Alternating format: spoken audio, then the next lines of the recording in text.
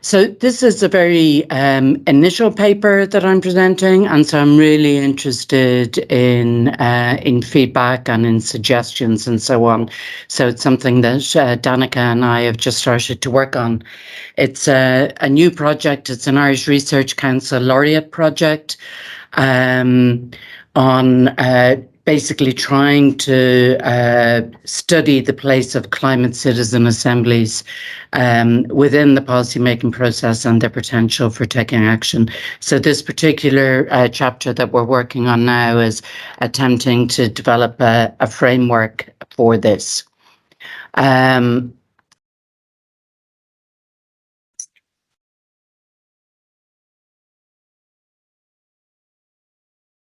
Okay, sorry, it's the centre's laptop. So I just wanted to talk about the kind of core premises and the gap in the research. So in deliberative theorizing, there's a sort of a tendency to often conceptualize the public sphere as not quite a black box, but at least not as a space where the impact of actors with vested interests is systematically taken into account. And that's something that we want to do because we think this is particularly important when it comes to climate change.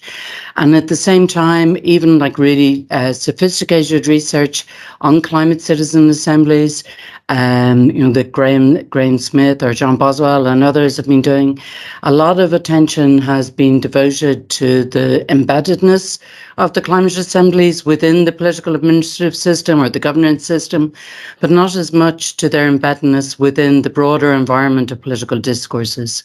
So, for example, in Ireland, we tend to miss out on crucial factors, for example, the impact that vested interests have on parliamentary debates or on debates among citizens within the wider sphere. So we see two kind of crucial gaps that we hope that this paper will be able to help us look at. So the first gap is really a kind of a more differentiated and more specific account of the media landscape that than is often provided. And we think that only when we have this will we be able to sort of systematically account for community flows and interactions between the climate assemblies and other sites, other deliberative sites within the political societal system. And we also want to systematically think about actors, and particularly those actors with vested interests who impact discourses within these different deliberative sites.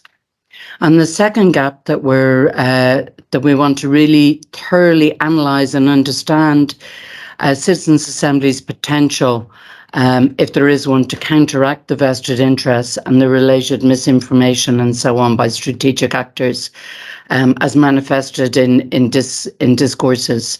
So particularly discourses influenced by money and power.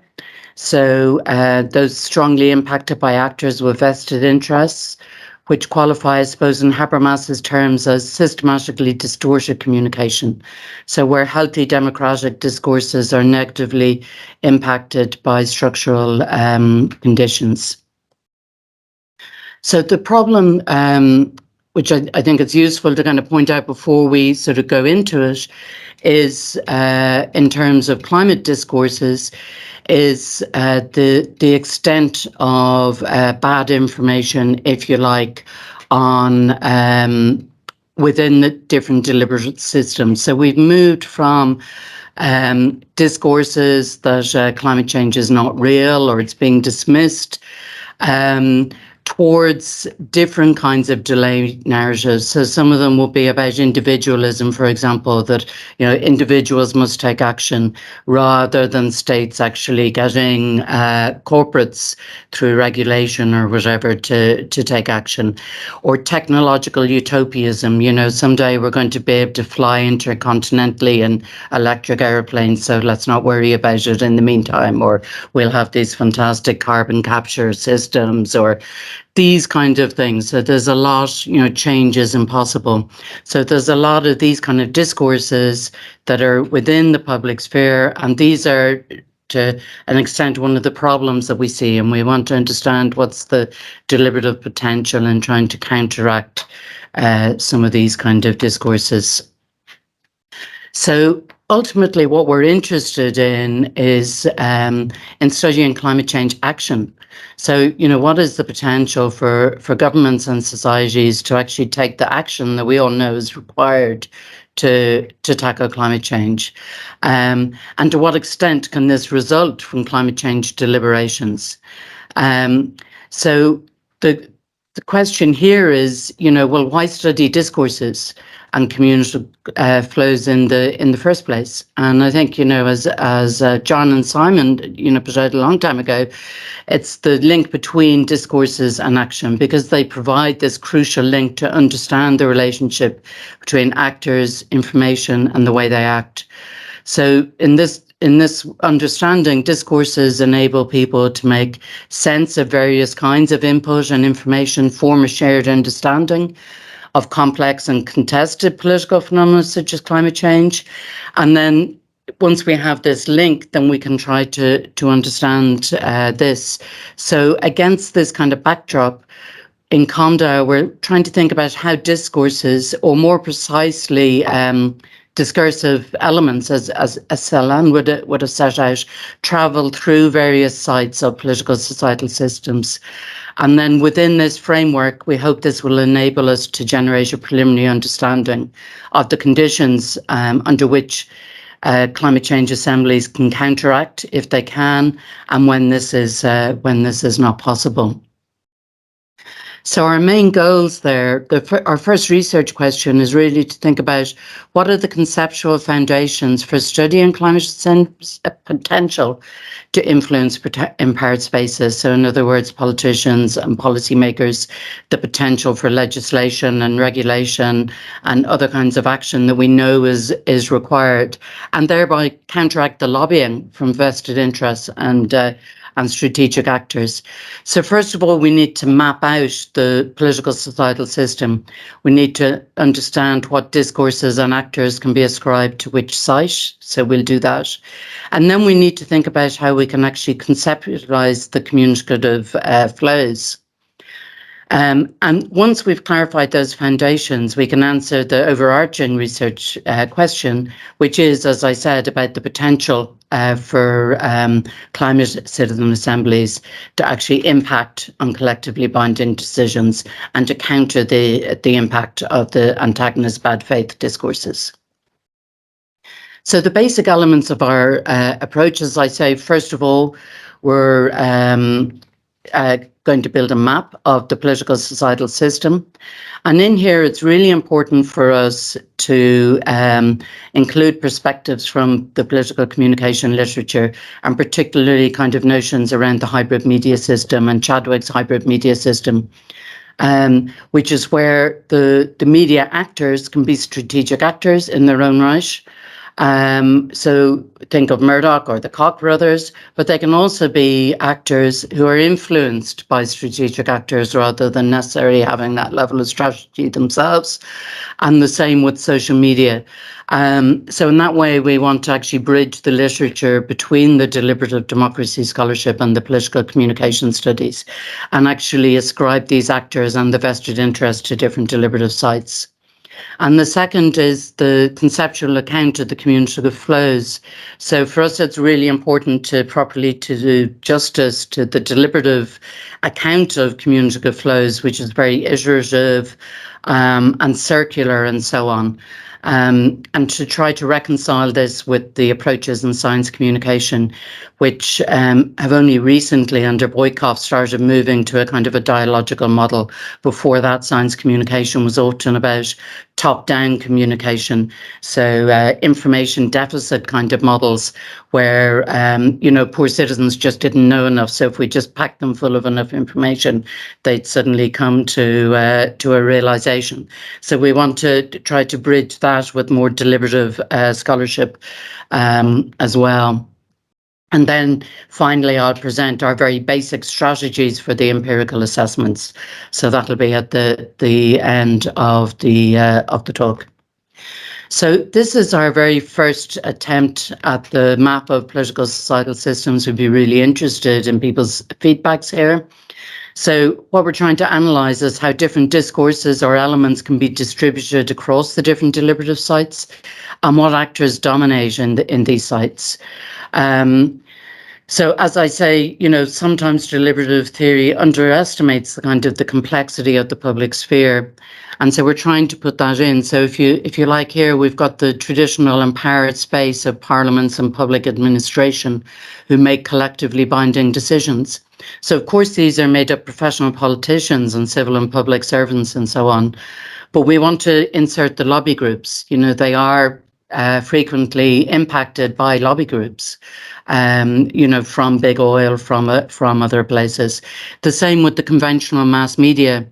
So the traditional account is that the mass media is a space for debate and information for the general public.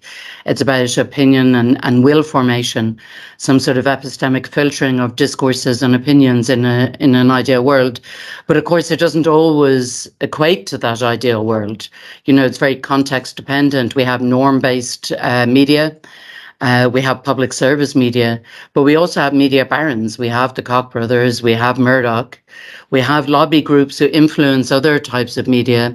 We have corporate actors and so on. So it's very context dependent, it's very complex, and we want to be able to account for these. And the same with the social media platforms. We don't want to think of them as just neutral platforms for dissemination. They themselves have their own strategic actors, as we've seen very recently, especially with Twitter and so on.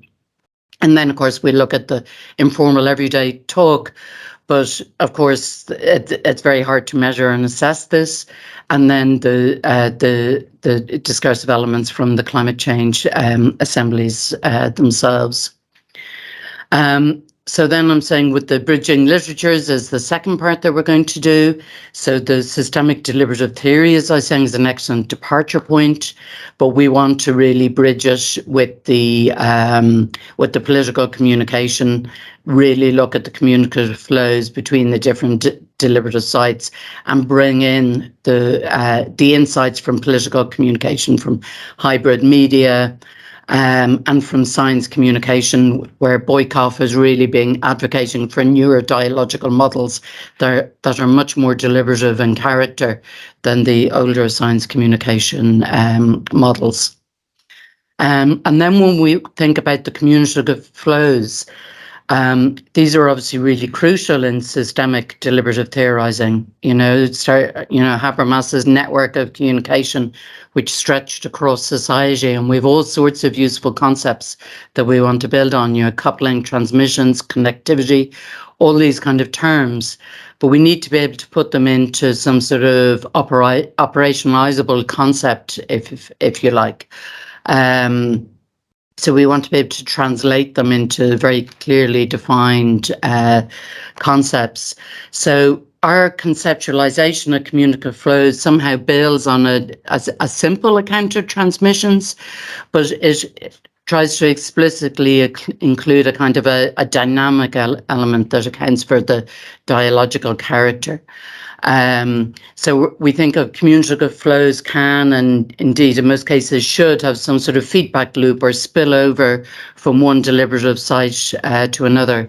So we're understanding these transmissions as iterative circular processes that allow us to align our understanding with the dialogical models.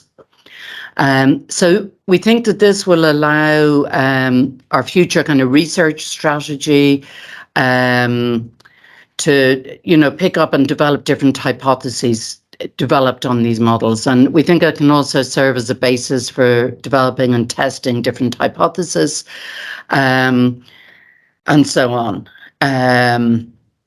But we really want to put these interactions between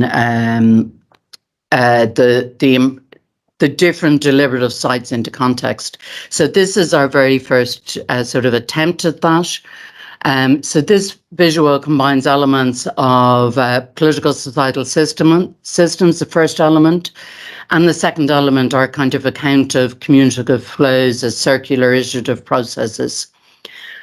So we hope that in some way this visualizes the potential complexity. Now, obviously, we haven't measured these yet, so these are very much hypotheses. But you can see in red here, we have the sites where we can see we have corporates, fossil fuel lobbyists, Gulf states, right-wing media outlets, and so on. And we try to have their discursive elements in red, so we can see how those are feeding through into the different empowered spaces, into citizens, into social media platforms, into the mainstream media. And then on the other side, we have in green our climate citizens' assemblies. We have our climate activists and civil society and so on. And we have their discursive elements in green.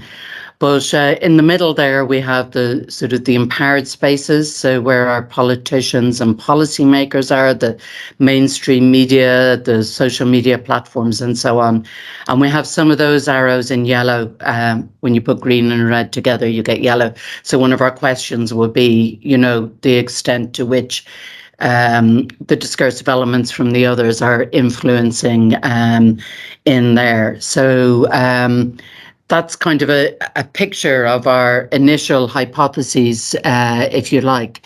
So we have the concrete actors, their interactive relationships, and it's obviously going to differ from context to context and from case to case.